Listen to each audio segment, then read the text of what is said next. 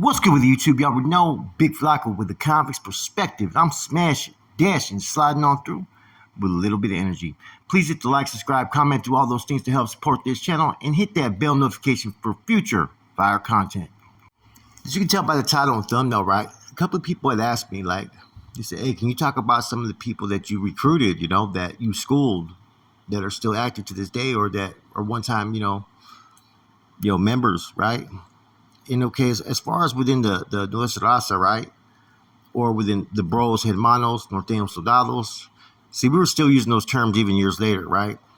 Now, I recruited a lot of people. I've recruited a few people, but I also undertook a few people's educations later on, right? Now, some of the people I recruit, okay, like, look, I never used to focus on anybody that was from fucking basically my town or my county. I would always try to really recruit outside of that element, right? But there was two people I did recruit along the ways from my area.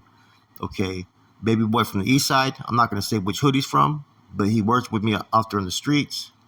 He wanted to be a bro, and so he had to bring in two people as manpower that were contributing monthlies every month for 90 days for his status to be affirmed.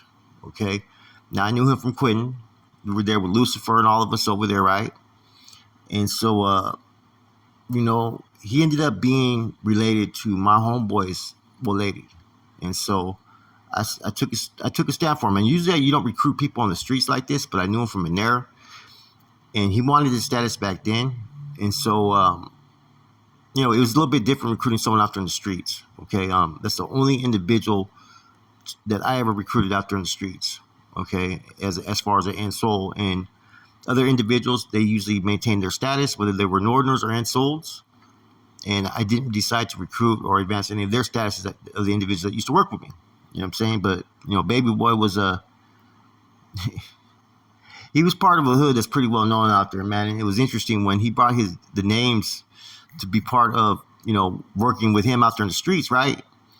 They were fucking like underage, like 16 and 15. I'm like, bro, you got to take this shit back, bro. I can't do this. You know what I mean? Okay, so, yeah, but that's the only one out of all these individuals I recruited on the streets. Okay, Christopher Ortiz, Cyclone from Santa Rosa. His Primo taps in all the time, and his cousin kind of confirmed that, yeah, you know what I'm saying? I'm the one that schooled him and pulled him. And I recruited him in San Quentin back in 2003, I believe it was.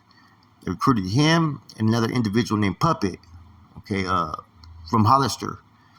And the reason why was both these individuals were sharp on paper, they were striving, they were humble, and they were willing.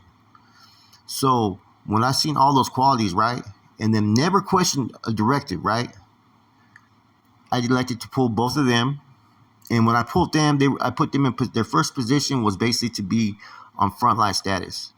As far as they were the yard securities that were always on the yard with a fucking tomahawk in the mouth, and they were the ones at that gate. They were the first to go if a sacrifice had to be made, okay? And then I allowed someone else to take care of their Soldado teachings, which was basically at that time half-did from Santa Rosa. And then on the yard, they were the only group that I ran separate from all the other groups as far as education-wise, because they were getting basically a Norteno Soldados education. I wanted them to grasp everything, and therefore I wanted them to have more attention one-on-one for myself and others. So I brought Halfted over there as well to help the schooling. And then I had the other homeboy, I think it was, who was running the other, Norteno was, from Green Files. I had him run the education for everybody over there. The only time I would partake in a group education back then is if it was a special holiday, and then I'd run the education for all of us. Okay. This one's the only other one I recruited from my area, which was from San Jose, which was Rule Atwell, right? Now, Rule, as you guys know, he's the one that, Boxer, he had called Boxer at one time and brought Baby Joker on the phone and shit.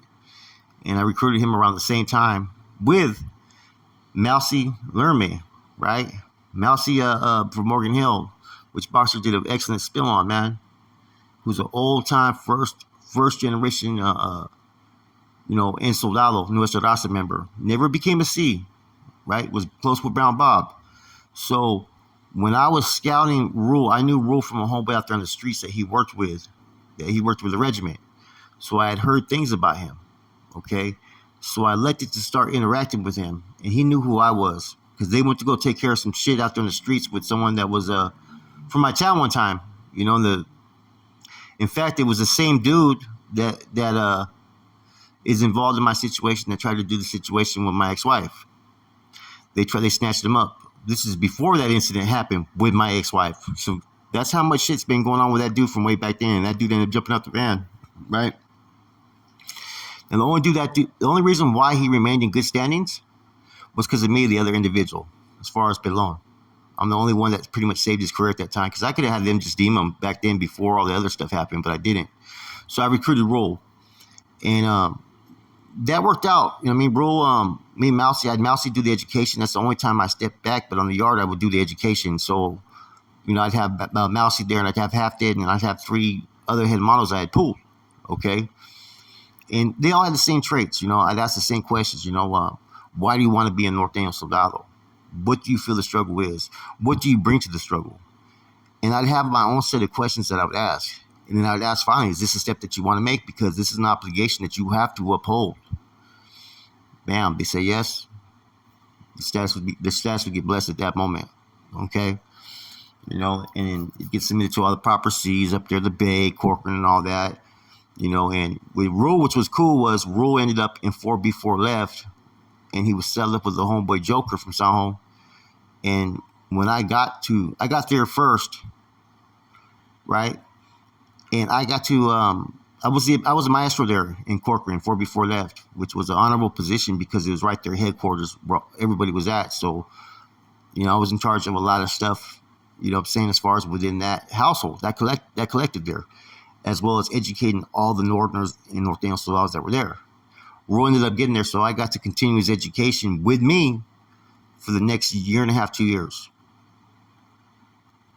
Now, what people don't know, right, I've never discussed before, there was times where I was given the authority and bestowed to go ahead and start monitoring manpower that I met and get at them if they wanted to function on the streets. And every time I was trying to recruit people, that was kind of the incentive that I had. If they were going to get recruited, I wanted to see if they wanted to function on the streets. And that would determine if I would try to pull them.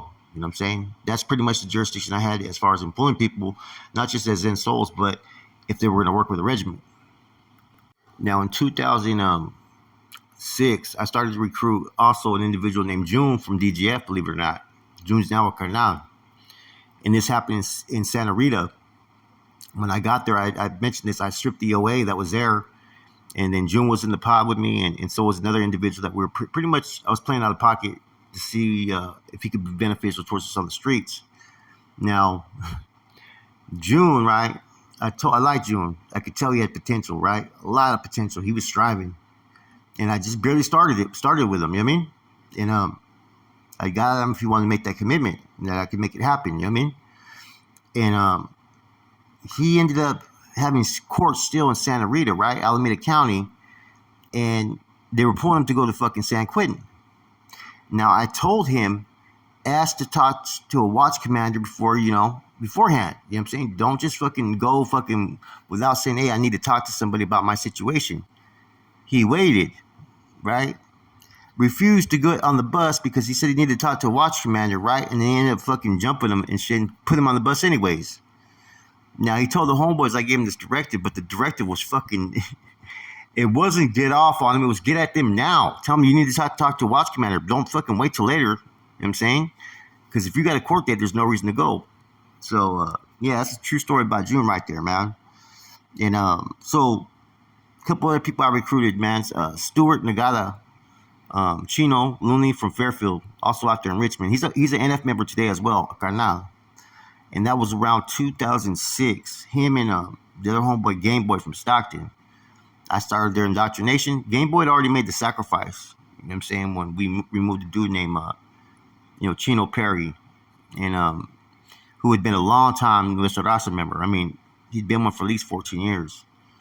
And as well as Game Boy had held a position as far as fucking, the regiment, administrator there in DVI. So I had a working relationship with him, And when I got there off top, there hadn't been anybody there with status or standings for a minute. So I shook everything up real quick. You know what I'm saying? Real quick when I got to DVI. And he was one that was there loyal until he transferred to the shoe, as well as did Looney or Chino. And Chino ended up in fucking Corcoran. And that's when I went around and got at who I needed to get at. At first, I got at Doughboy. Doughboy thought I was requesting him to fucking go ahead and stamp homeboy status. I'm like, nah, I'm trying to get a hold of who to affirm, that I'd pulled this individual. Because I put a sponsor in place for Chino as well, which was Chuco from Stockton. Also goes by Wino when he goes by his tier name. Chino ended up working with me out there with the regiment out there, and he was based in Richmond. And so we had people, like I said, out of county that were working with us, and they just report to us, and we want them just to generate their monthlies and just to start to scout areas until we give them further instructions, because they were basically on our manpower list. There's those that are accounted for and those that are not when it comes to regiment business. Now, I did a previous video about recruitment procedures. You have to have usually 2 sponsors with 5 years, a stamp by C, and then there are exceptions to those that have been bestowed authority to recruit. You know what I'm saying? And go outside of those lines, because basically you got a carnal that you're basically reporting to elsewhere, and therefore they could stamp that status anytime for you.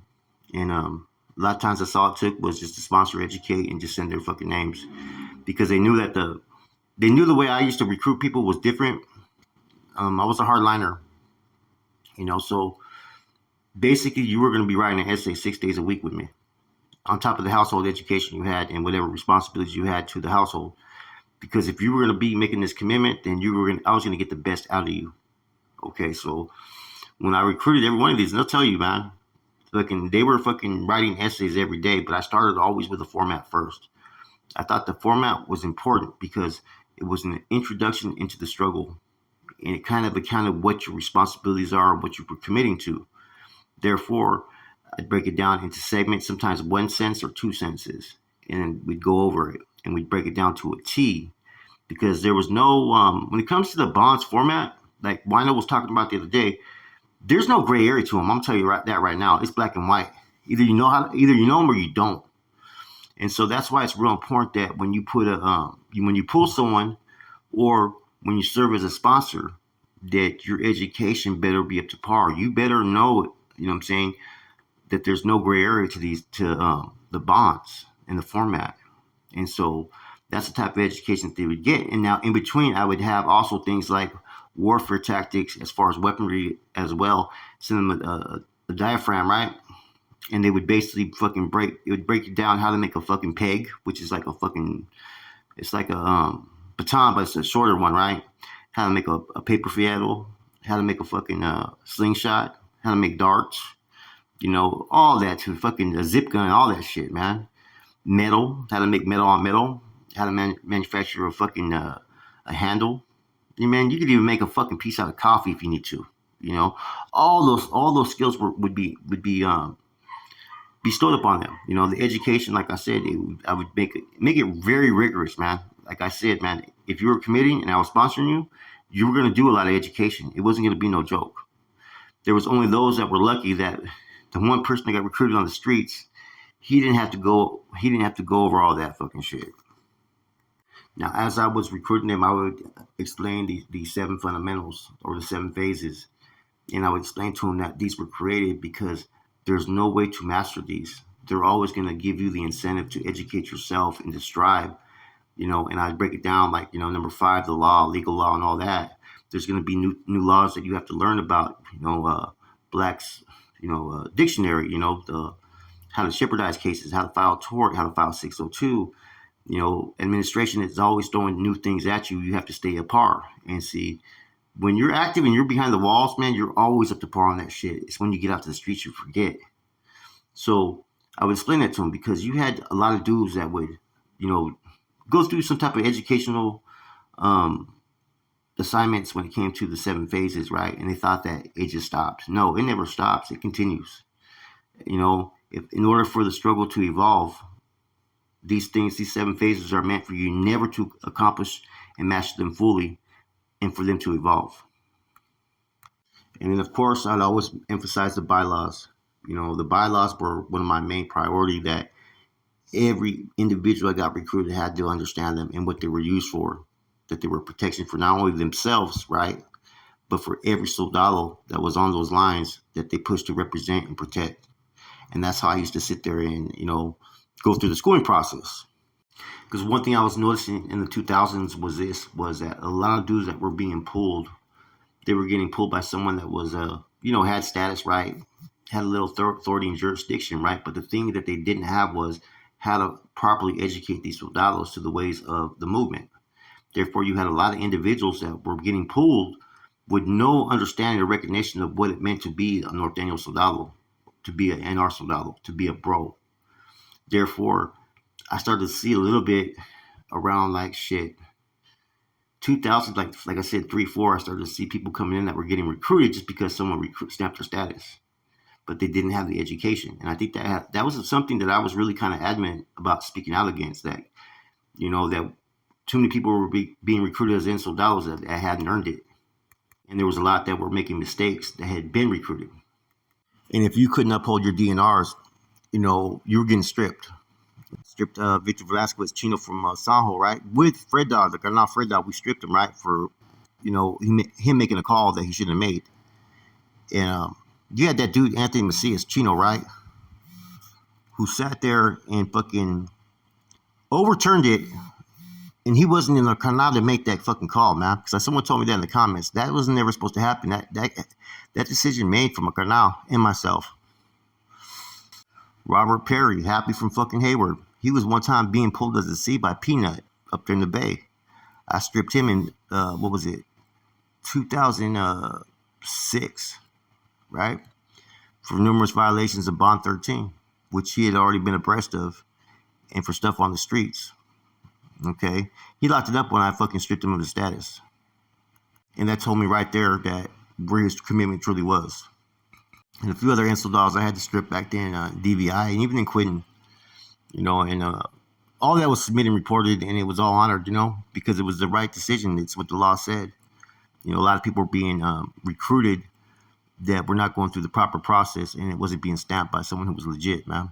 Anyways, someone asked me, man, they said, hey, go through some of the people that you recruited, man. I said, you know what? Fuck it. Let's do it, man. Let's talk about them. And all these dudes were solid individuals, man. 2 of them are carnals right now. You know what I'm saying? And,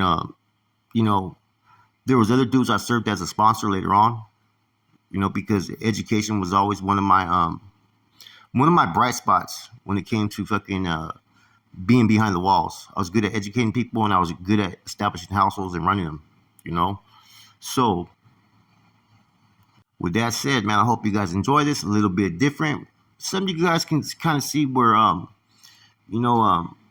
how I used to analyze people and what I used to try to do and what I try to contribute to the struggle at that time, man, was individuals that could be an asset, not a detriment.